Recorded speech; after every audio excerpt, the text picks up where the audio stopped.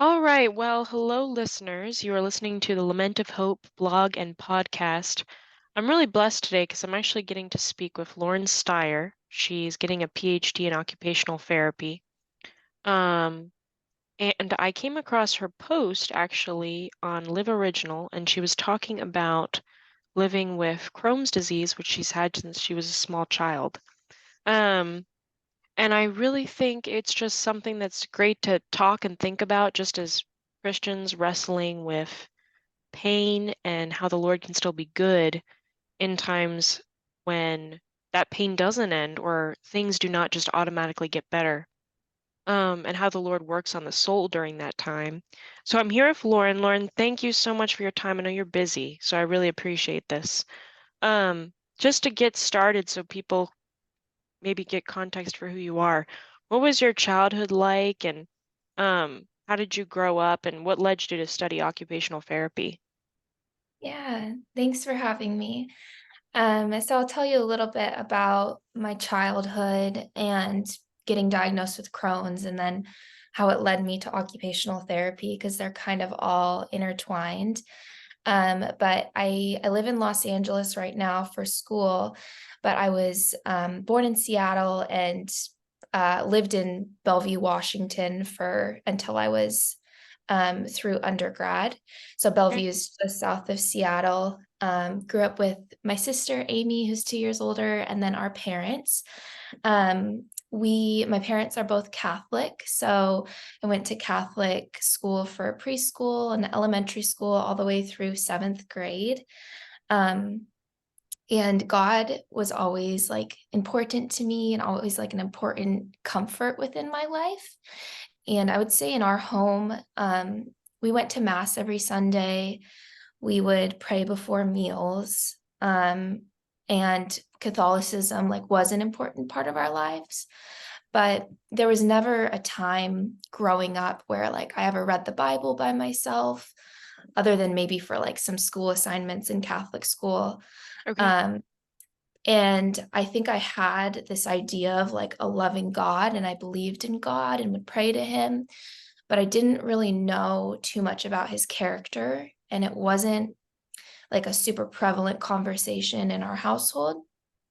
So I would say our Catholicism was more of like um, just something that kind of like got passed down in our family. It was something that our grandparents were involved in, and then something that my parents were involved in. So I would say like I grew up in a family that believed in God, but there wasn't like a lot of direction about Mm. how to talk to God, how to read scripture, what his character is like. So that was kind of my childhood.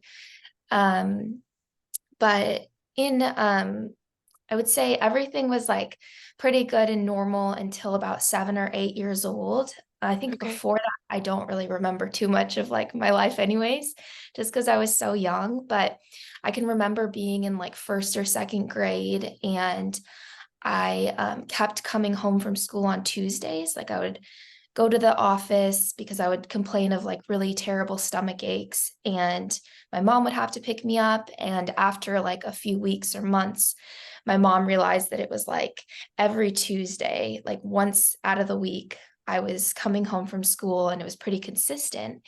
So Wow. my mom talked with my teacher and they realized that Tuesdays were spelling test day.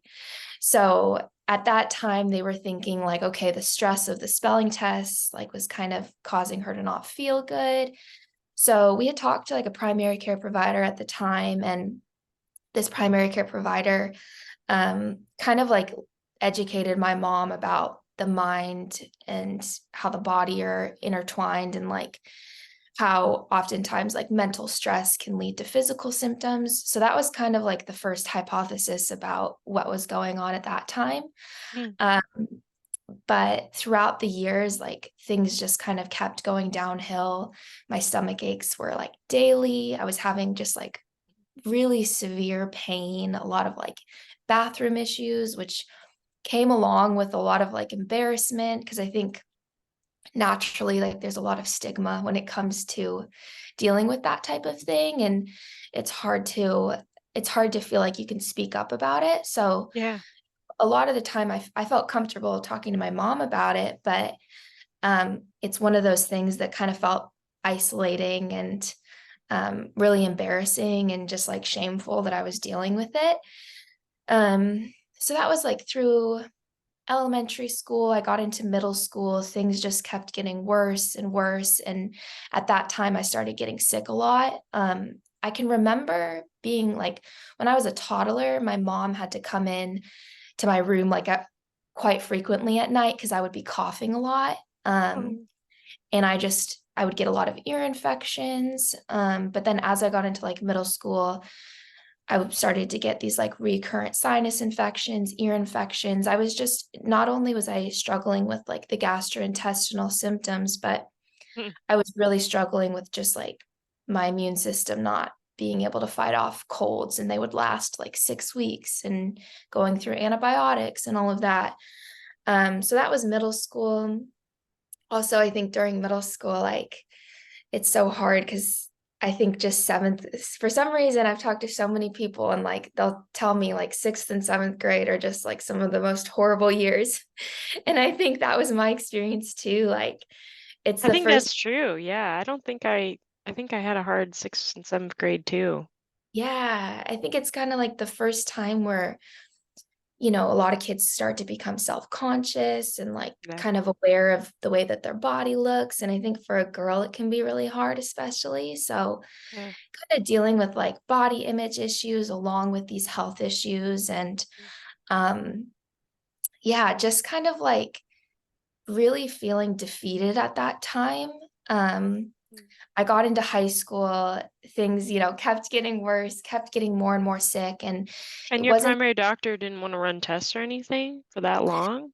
yeah, so they had, I think when I was like 11, after a few years of struggling, they had referred me to a gastroenterologist, but Okay. I wasn't experiencing any bleeding. And so that's kind of like the main red flag when you're a kid. If you're having bleeding, then they'll do, you know, the colonoscopy, the endoscopy, but I wasn't experiencing that. And Okay. I think a lot of kids have stomach aches, and so they just didn't really think to take the next step of like going through all of the assessments and the testing. But yeah, basically throughout high school, throughout middle school, I was going from, you know, naturopathic doctors to, I went to like an IBS clinic. They thought it was maybe like a yeast overgrowth in my intestines. They thought it was just IBS. Um, and basically just, you know, time and time again, I kept being told that this was like a psychosomatic disorder, that it was my anxiety causing my pain. And I know for sure that like stress and anxiety can worsen, you know, a lot of conditions, but at the time, I like I really felt like there was something going on Mm. medically, but I was just told again and again by even, you know, I went to so many different types of therapy. It was hypnotherapy, biofeedback therapy, cognitive Wow. behavioral therapy, and really just told like I need to manage my stress so that I don't have these symptoms. But did Um, you feel at all anxious during this time? Like that anxiety, because it sounds to me like typically it's a large amount of anxiety that'll cause huge symptoms like that. Did you feel like you were anxious in general or? yeah, I totally was struggling with anxiety. Okay. But I think it was part of what was making me so anxious is that I knew that my body was kind of like falling apart, but I Yeah. kept being like dismissed in medical Yeah. spaces.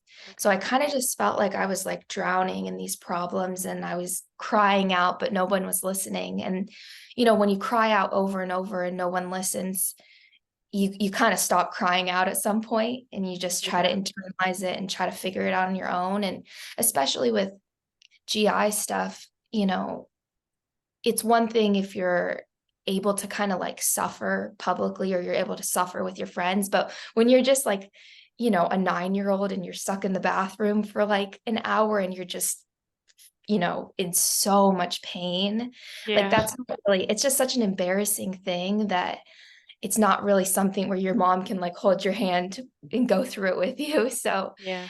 it's just like it was such a hard time. But yeah, I think you're right that like the anxiety totally was there. Like that was a component of it. Okay. And then it was like exacerbating the situation totally. And then I would say towards the end of high school, um, during that time, I kind of like going back to my faith. I was going to church every Sunday, still at the Catholic Church. I was going through like confirmation classes to get confirmed. So during that time, I would pray and I would rely on God like in my suffering. But I feel like I didn't have like the biblical literacy to really like lean on God. Like I didn't know the scripture.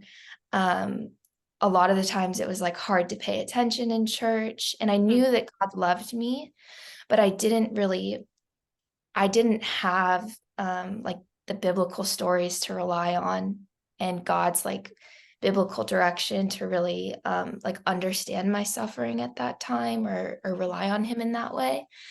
But anyways, towards the end of high school, it was a really hard time because I had felt like I worked really hard in high school and I wanted to go to like a 4-year university.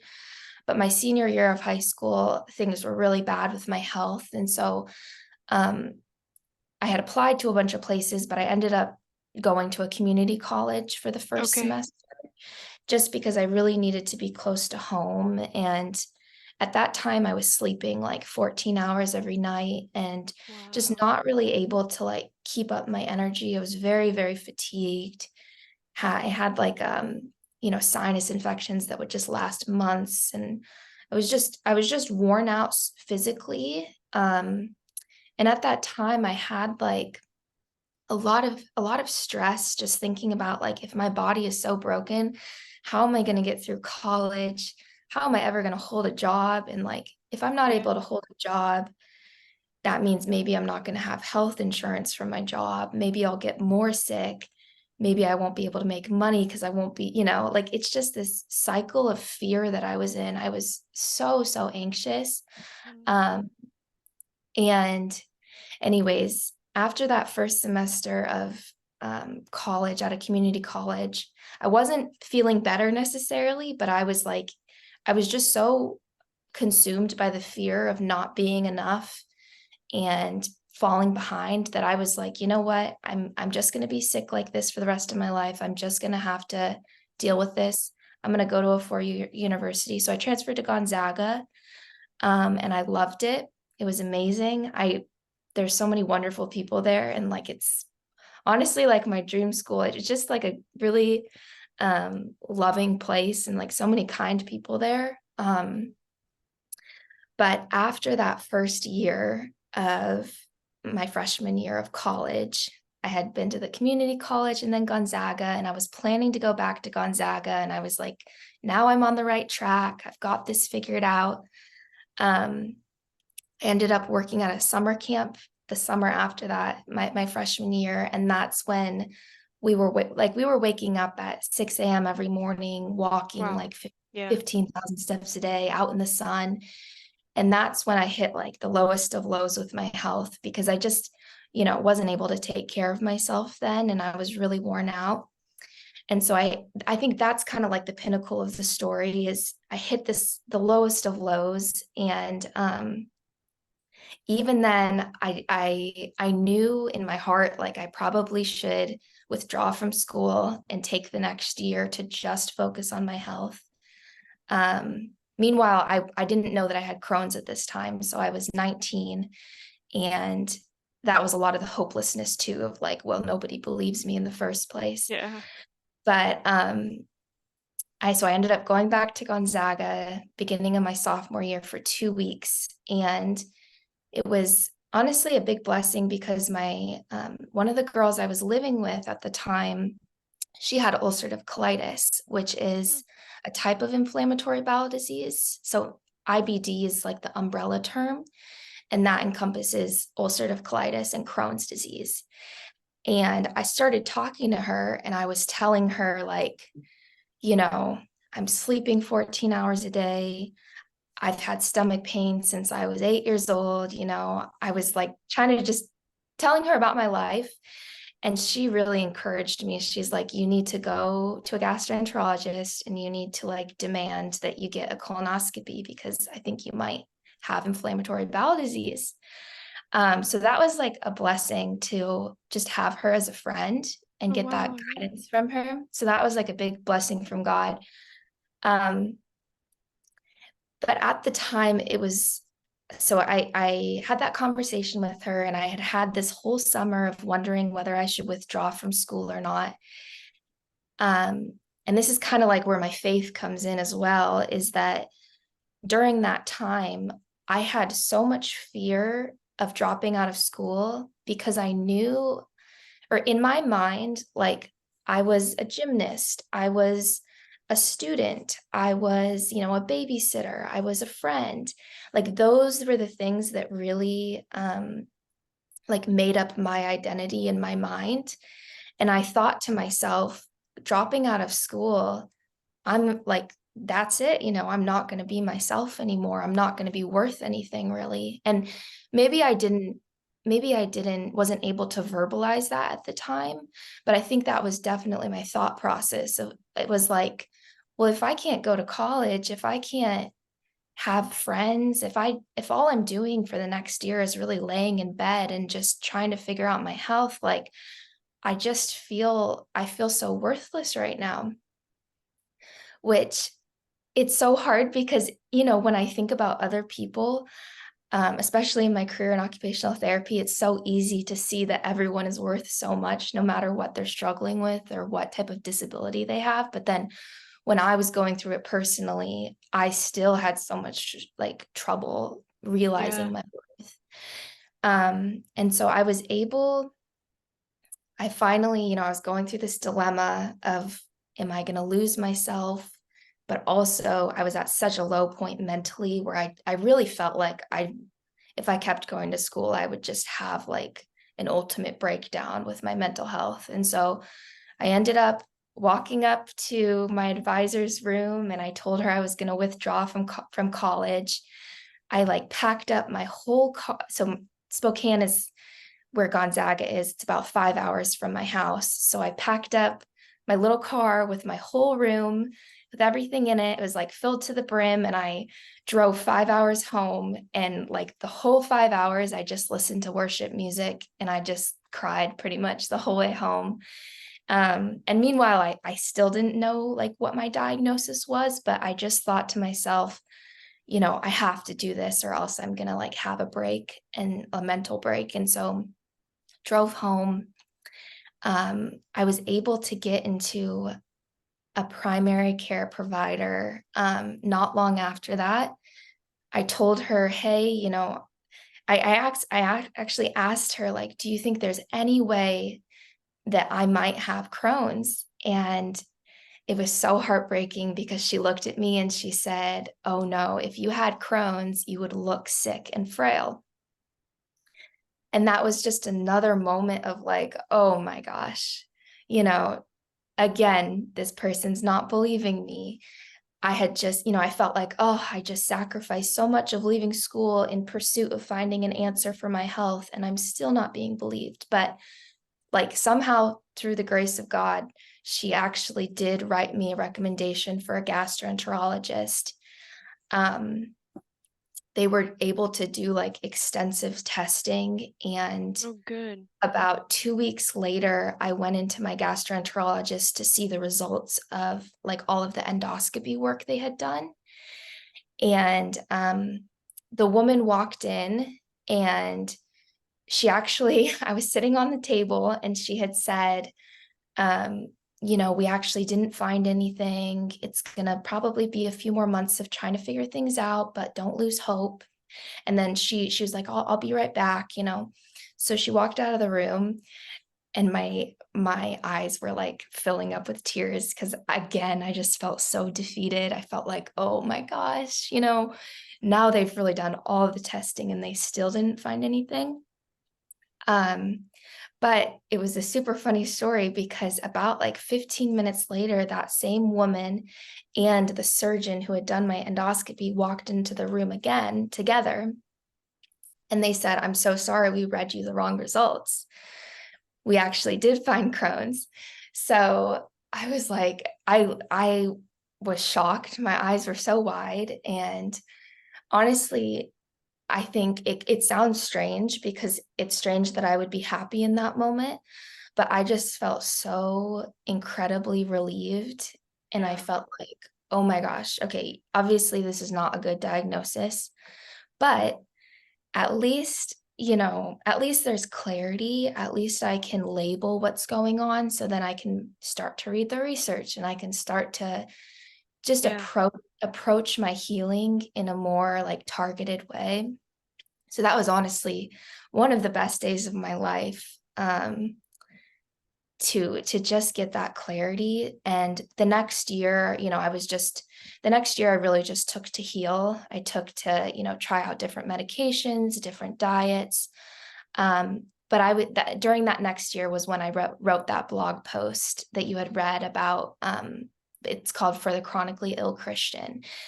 And throughout that next year was really when I started to believe, like, okay, there is a good God out there, and I can know him personally, and I can know him by like reading his word. And I really just took that next year to like read through the Bible, and I was so shocked. I was so like in awe of the stories in the Bible that were so raw and real. Um, and throughout that whole year, there was so much heartache and so much mourning of like feeling like, I kind of had to mourn the life that I thought I was going to live because there's a lot of changes now. And Yeah. I was feeling a little bit of grief for having to leave all of my friends and feeling a lot of embarrassment for not being able to keep up with people.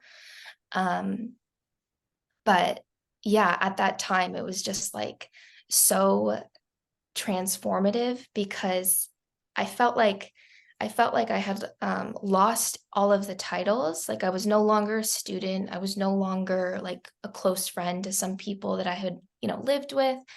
I was no longer able to do like gymnastics or become a babysitter or anything like that. So all of these worldly titles fell away, and I thought that that would be the end of me. But really, it made me like ask this big question of like, if I'm not all of those things, then what am I? And the Bible helped me realize that like when everything fades away, when I lose everything, like I'm a daughter of God, and that's enough. And I think that perspective has really like transformed the way that I view people. And I'm studying occupational therapy now, and OTs, they work a lot with people with like lifelong disabilities, injuries, illnesses. Um, and it's really like helped me realize that we're not defined by our successes. We're not defined like by what we can do, but we're good enough just as we are. No matter, whether we can walk or whether we don't have legs, we're good enough. If, for the child who has a terminal illness and passes away at 3 years old, like their life is abundantly, you know, valuable. Even if someone lives until 100 years old, like everyone's life is so valuable, and it really never had anything to do with what we can produce or our successes, but it has everything to do with like God and who he calls us.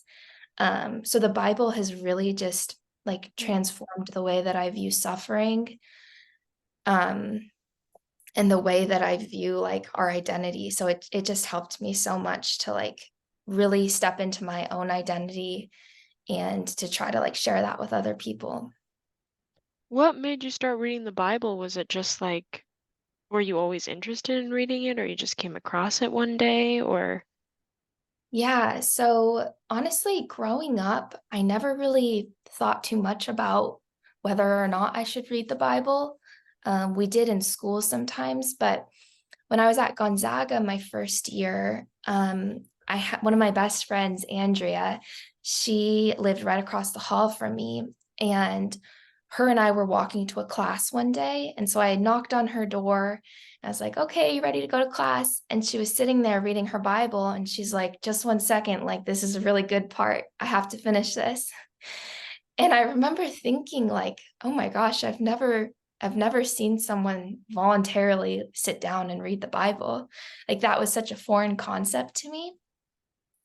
Um, and her and I, like, became friends and started talking more, and that was kinda like the one, like, instance that I really remember, but her and I started going to a non-denominational church together, Mm, and that was also the first time that I had experienced a church service outside of the Catholic Church, and, I think there are, like, so many beautiful things within Catholicism and so many beautiful, like, messages that are preached, and I felt like this new non-denominational church, I felt like the message was a little bit more digestible for me at the time, and mm, I was really able to apply that message to my life. And that was also the first time that I was introduced to more of like contemporary worship music, the type of music that I could like listen to in the car and listen to when I was on a run. So, yeah, that was kind of the beginning of it, like my friendship with Andrea. And then from there, I think I just got more and more interested. I think mm, I read through the New Testament. I haven't read all of the Old Testament yet, but one of the books I focused on was Job, and his story of suffering and just feeling like he lost everything, and I think his story was just so inspiring to me, and it was so interesting that in the book of Job, it says, it really illustrates how he lost a lot of hope, and he's crying out to God, and he's basically saying like, "Why me?" And it's almost in he's communicating that like, "I can't go on, like, I don't think I can, live one more day." And I just thought that that message was like so vulnerable and raw and real, and I like really connected to it. Um, so stories like that that just made me want to keep reading more and more. What do you remember the first thing you read in the Bible when you started reading it? I'm not sure where I started. Maybe I might have started in Matthew, like right at the beginning of the New Testament. Um, but I remember spending most of my time in the Gospels. Mm, Um, and that was like such a beautiful experience because throughout my life I had this idea of God, but then reading through the Gospels, I was really able to like see God's character through the person of Jesus. And I think that that whole like those four books really made God like more real to me and helped me just like really understand his character. what attribute of God do you think means the most to you? Oh, that's such a good question. Um, well, I think one of my favorite attributes is that like God not only loves the people that are easy to love, or Jesus not only loves his neighbors, but he also loves his enemies. I think that's one of my favorite characteristics of God, but I would say for my own life, the one that means the most to me, is probably, I would say, just like his intentionality in knowing every single one of his children, Mm, and his nearness in suffering specifically. I think it's just like so beautiful that God knit us together in our mother's wombs, and like he knew us from the very beginning, and he was so intentional about creating us. I think it just like paints such a beautiful picture of like a comforting father, which is super super helpful for like helping me feel supported and like closer to God. yeah. What did you ever experience like any anger or bitterness toward God? Like I know you said when you found your diagnosis, it was like, yes, I finally have something, so this is great. Um, but anytime before that or after, did you experience wrestling with God of like, why did I have to get this and why I have to last so long for someone to finally do the test? Like, did you ask those questions or go through that at all? Yeah, I think I totally experienced anger. Um, Not only because I think it took so long to get diagnosed, but also because, I mean, there were even times in church when I felt angry where I would have people pray for me and they would say, you know,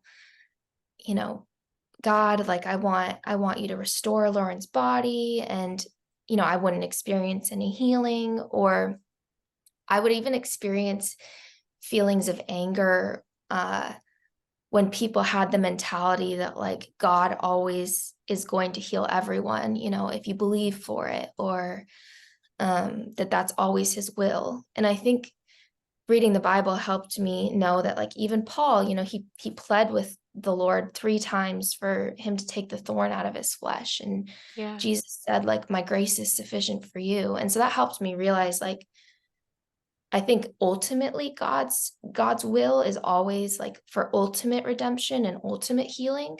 But in the moment, sometimes God's will is not for healing in that, physical healing in that moment, Yeah. but maybe it's for us to feel close to him or to refine our relationship with him. But yeah, that all came with like a lot of wrestling with God.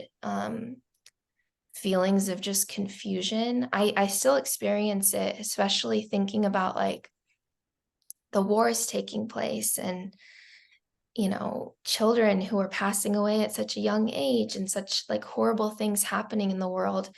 I think that's like Mm.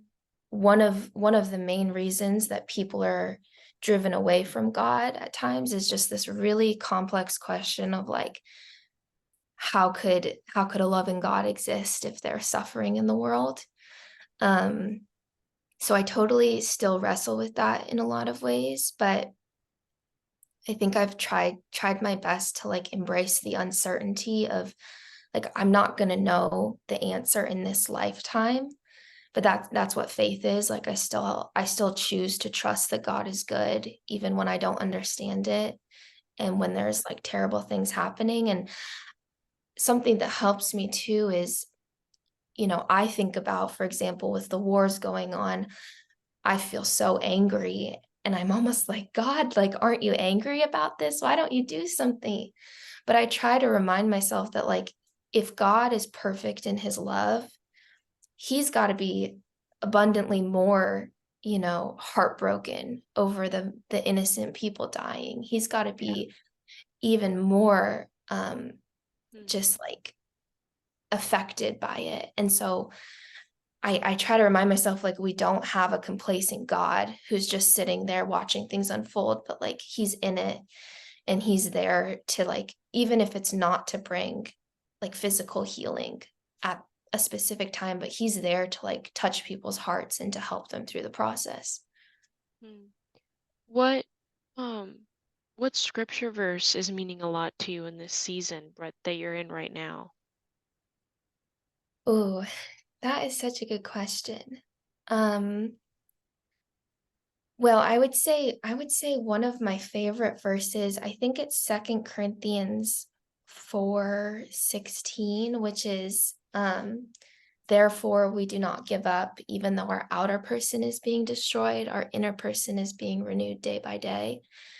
And I think that's just helped me so much that just focusing on like this eternal perspective that of course, I want to do everything to like steward what I have and nourish my body and protect myself and care for my body. I'm totally all about like caring for my body, but also at the same time realizing that, I'm not going to be in this body forever. And um I don't have to stress if things aren't perfect or if I'm not perfectly healthy because I know no Mm. matter what, we're all limited in certain ways, no matter how healthy we try to be. Yeah. But just that verse is super helpful to recognize that, like, for all of us, our outer persons, like our bodies are being, destroyed, but within ourselves, like our souls, which are eternal, can be renewed by God. So that's been really helpful. I would say another verse specifically for this season is just the verse Jesus wept. in the story of Lazarus where he dies. Yeah. And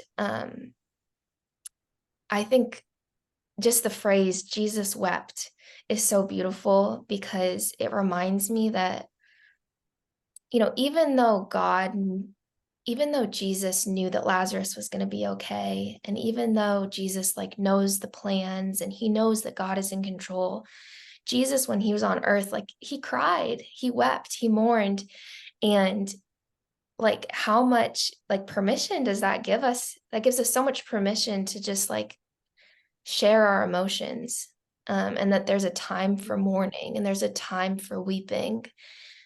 Um, and I even think about like Jesus being on the cross, even though he was doing, even though he knew that everything would be okay and that he was sacrificing himself, that God would, protect him and that he was going to rise from the dead. Even on the cross, like you can, see that Jesus was kind of crying out, almost saying, like, God, take this from me. Like, I don't know if I can move forward.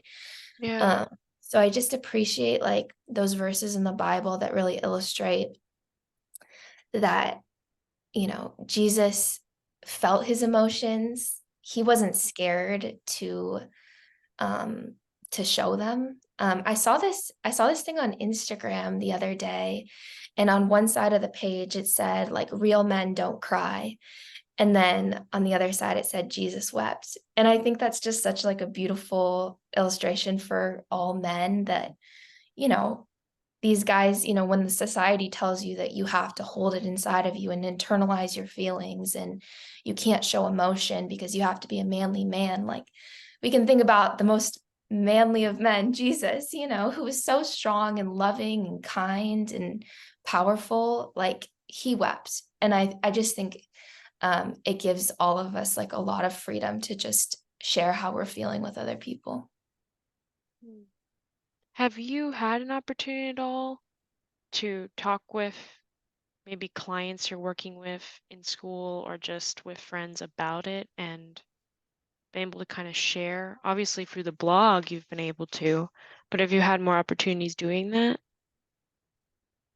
Yeah, I would say I was doing a little bit of a Bible study for two of my semesters here, and we were able to talk a little bit about like suffering and what that looks like for our occupational therapy practice and just like how God plays a role.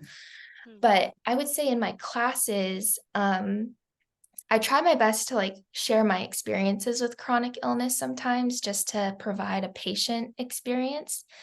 Um, and actually at USC, the school I'm at, they have a program called Lifestyle Redesign where they focus on occupational therapy for chronic conditions. So like Hmm. diabetes and migraines and different, sorts of like autoimmune conditions. And I'm kind of in the process of um, figuring out, just brainstorming some ideas for how those same principles might be helpful for people with GI conditions. Hmm. But I haven't, I'm not like far enough along in my career and my journey to have like worked with specific clients yet, but it's something I'm definitely like interested in sharing. And how is your Crohn's disease now? How are you managing it and living day by day? Do you have like a new diet or did you find a medicine that helps or Yeah, so it took a little bit of time after being diagnosed. From the time I was in elementary school, I had done gluten-free, dairy-free for, up through college. And I was also at the same time trying different diets. But one of my friends actually told me, it sounds really crazy, but it's called the carnivore diet. And it's just like water, meat, fish, eggs, and salt. And basically no carbohydrates. So it's just protein and fat. And I actually did that for about 2.5 years. And that like completely changed my life and helped me so much to just get back on my feet. Mhm. Um, it like drastically reduced my inflammation and my autoimmune symptoms. So that was such a blessing. I kind of do an adapted version of that. I do eat some carbs nowadays just because I'm feeling better. And I also am on a medication right now. But that 2.5 year span of doing carnivore was really the thing that like Wow. helped me to be able to go back to school. It's super restrictive, and I definitely like don't recommend it for everyone, but um, and it sounds, counterintuitive to eat a lot of meat, but it was actually like super healing for me. So Wow. I try whenever I, meet people with autoimmune conditions, I try to tell them about the carnivore diet because it's not just Crohn's that it can help with, but it can help with like such a wide variety of diseases. Wow. When you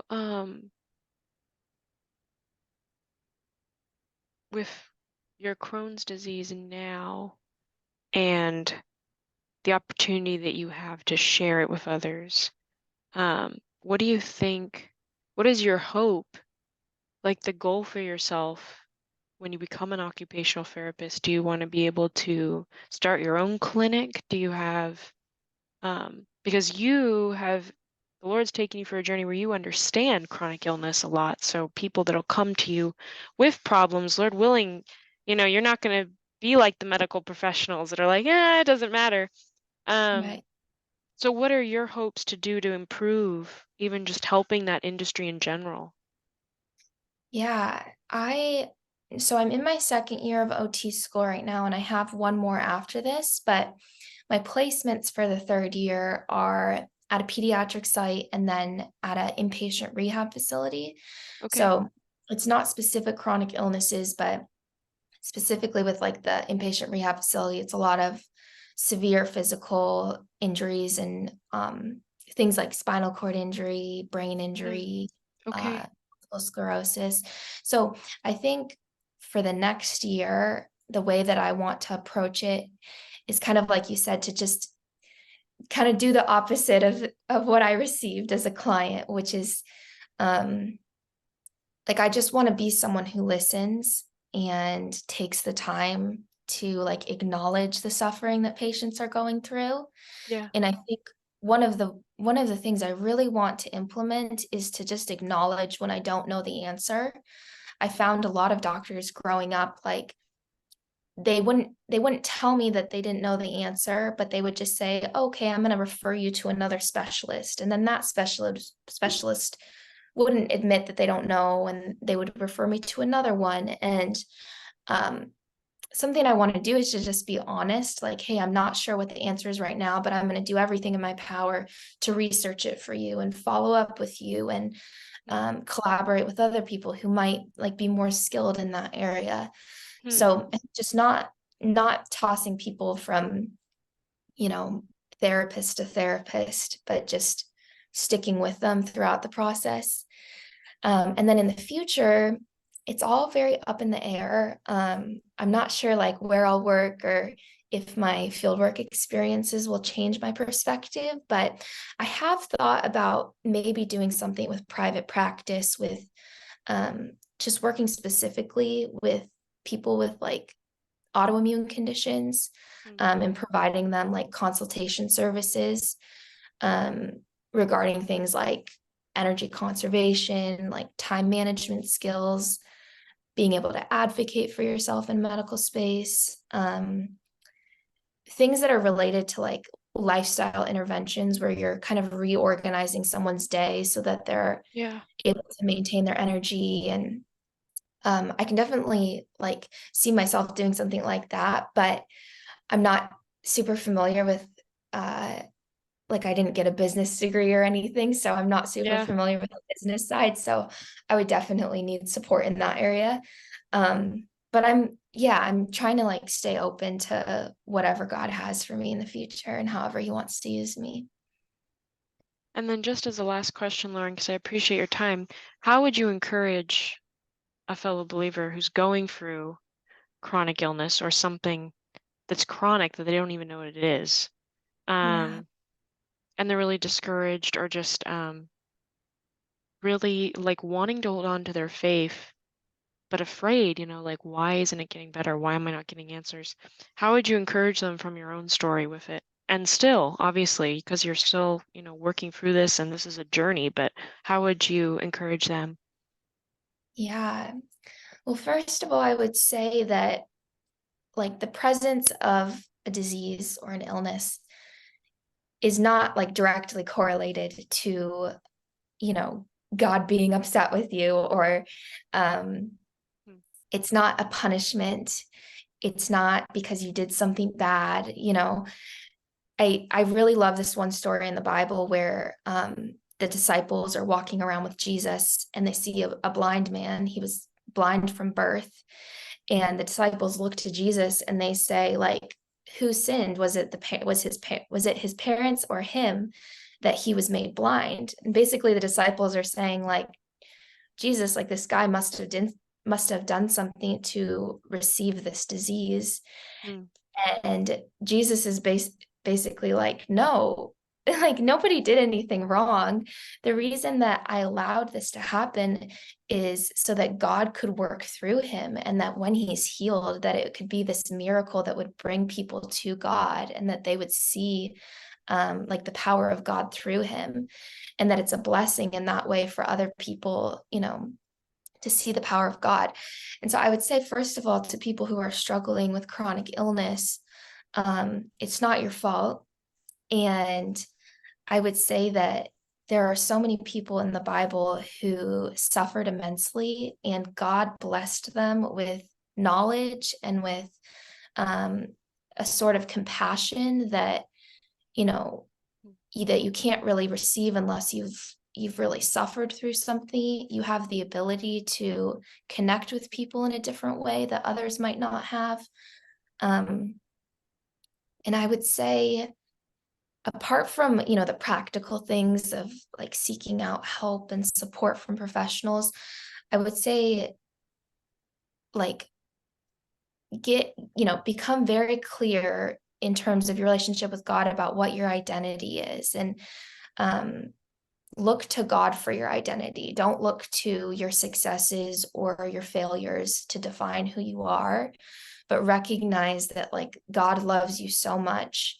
And when you see him face to face in heaven, it's going to feel like you're the only one he's ever looked at, because it's just going to be so special. Um, so really remember that like God loves you no matter, whether you are productive in this lifetime or not, based on our society standards. And then I would say, finally, I think just maintaining this eternal perspective. mm. I have you heard of the movie After Death by any chance? It's like a movie about near death experiences of there's like a lot of Christians, that it's a documentary that just came out. Oh, it just came out when? I have not heard of that. Okay, I think it came out October 27th.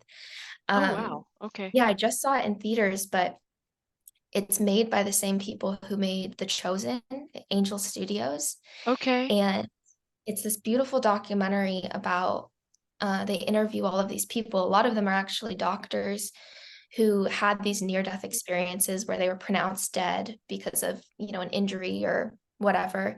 Yeah. And they had these experiences with God, and they saw the light, and some of them, claim that they talked to Jesus, and a lot of them had very similar stories. And I think near death experiences have been documented for a long time, but it just reminded me that like this life is not all that there is.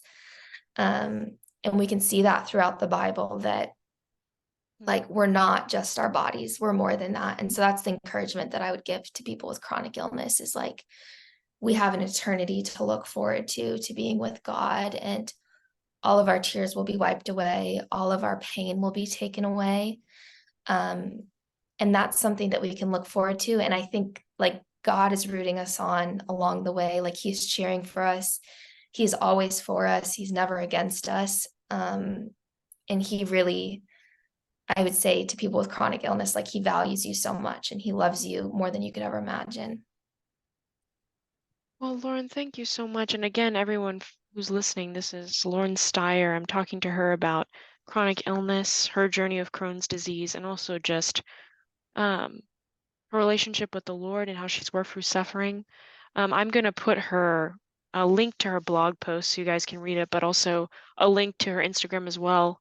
Um, and she's just, I think, just a great person and resource to reach out to if you have questions about it. But again, Lauren, thank you so much, and it was such a blessing to talk with you. Thank you so much. I really appreciate it.